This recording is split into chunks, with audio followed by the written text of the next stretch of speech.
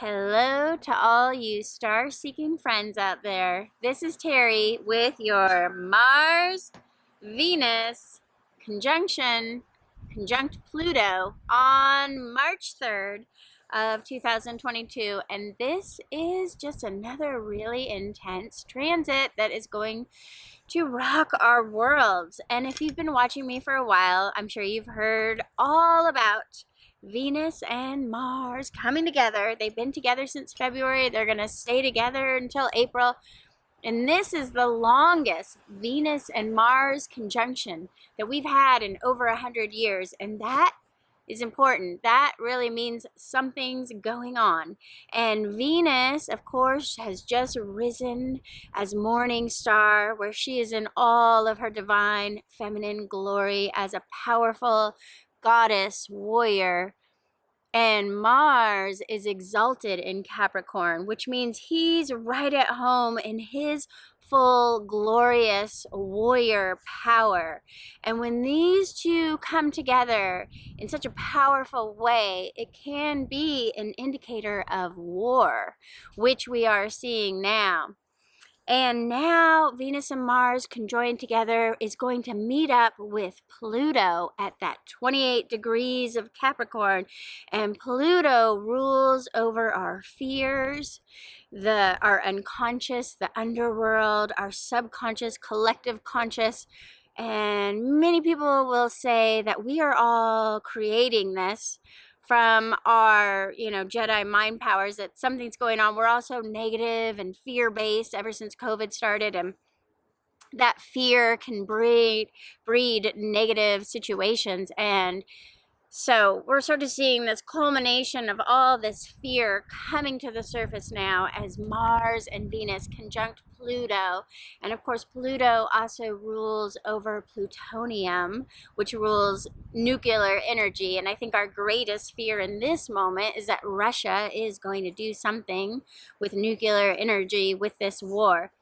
And so it's really a battle right now between, Mars is that unruly lust for power. It's a selfish, greedy power over, I want to dictate, I want to rule over the world, me, mine, and Venus is a more altruistic love energy, getting into that heart chakra. And so we really have this battle of love and power and love and hate and what is going to happen. I have high hopes that it's not going to be so bad, because we have on March 5th, we have that powerful sun conjunct Jupiter coming in as a cazimi, which is one of the most fortunate aspects you can have. It's really the luckiest day of 2022. So how could anything go wrong 2 days before the luckiest day of 2022? And I'm going to do a separate whole cazimi transit reading here on this YouTube page. So make sure you like and subscribe and hit the notification so you get that one. But, and then just after that lucky day, we have Venus and Mars moving on out of Capricorn and into 0 degrees of Aquarius, where Mars will no longer be exalted. Mars will not be in such a supreme, powerful place as a warrior, starting wars and fighting. And when Mars moves into Aquarius, he becomes so much more humanitarian and what is for the good of the world. And Mars in Aquarius is all about science and technology. I like to say Mars turns into more of a nerd, a quiet, softer energy of Mars. And Venus in Aquarius, of course, is the love for the community and the love for the world. And so the world's love should, overcome whatever's going to happen on March 3rd, but it still is a very scary transit. This Mars-Venus conjunct Pluto is such an important transit. Of course, I had to pull out the Sabian symbols from Dane Rujar and just see what's going on for this aspect. And at 28 degrees of Capricorn, where this is occurring, it gives us clues to what will go down this day.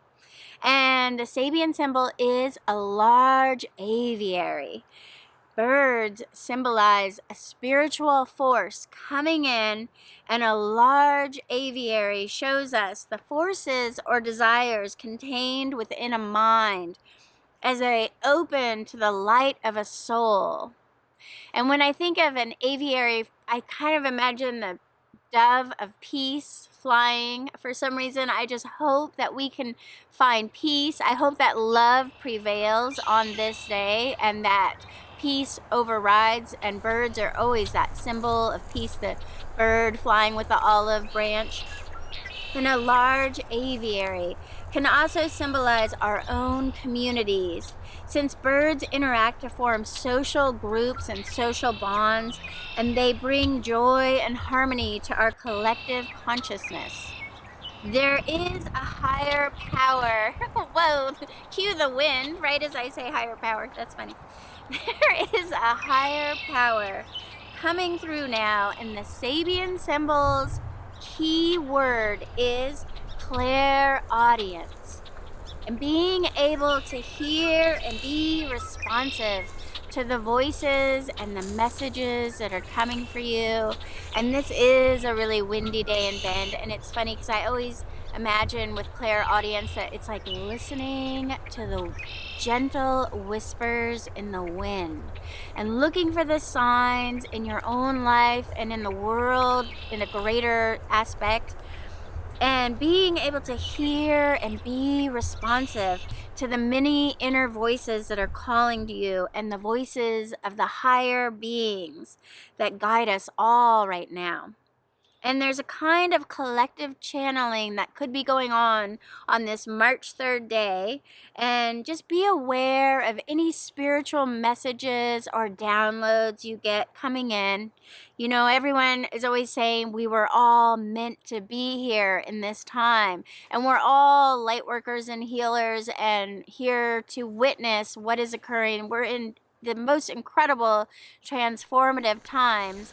And it's just good to be aware of your surroundings, to be aware of the higher messages that might be coming through.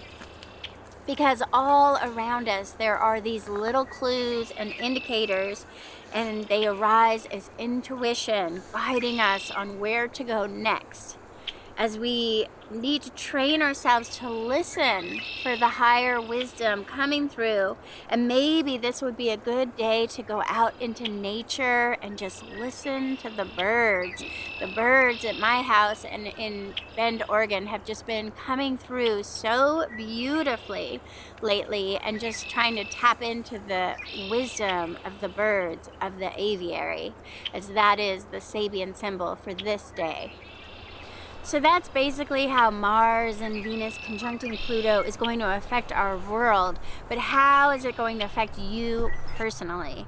Well, I like to say you cannot ignore this kind of a powerhouse energy coming through on March 3rd.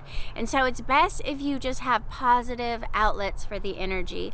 Mars is incredibly ambitious, so you can really get stuff done now. If you've been procrastinating, now we've got a real move forward energy.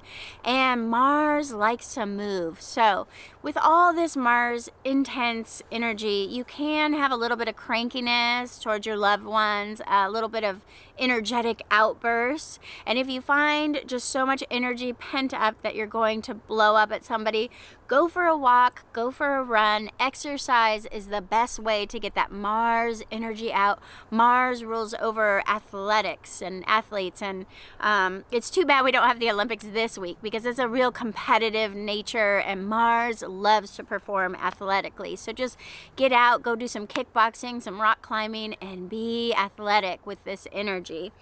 And it's a good time to work alone on really important creative pursuits like writing or music or artwork. And you could just pour your energy into something creative and productive and transform this intense energy into a project and not an argument.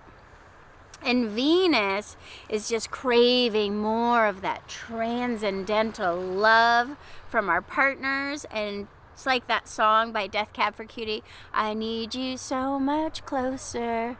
Venus just wants to be all snuggled in and madly in love. And Mars is like, I want to be on my own creating something or going for a run. And so there is a little bit of relationship conflict that can come from that, a real push-pull energy. But the Venus conjunct Pluto will use her magnetic charms to really pull you in. And so there can even be a little bit of manipulation in relationships, people trying to get more commitment that their partner is ready for right now. And Venus can also be super jealous and possessive to the point of paranoia with this transit. Paranoia, of course, ruled by Pluto. And so this can lead to problems in so many of our relationships. And just remember, this day will pass. This transit's really mostly just coming in March 3rd. We'll be soaking in it a little bit all week. But just try to ride out this ocean wave of Mars-Venus transit and not start any fights.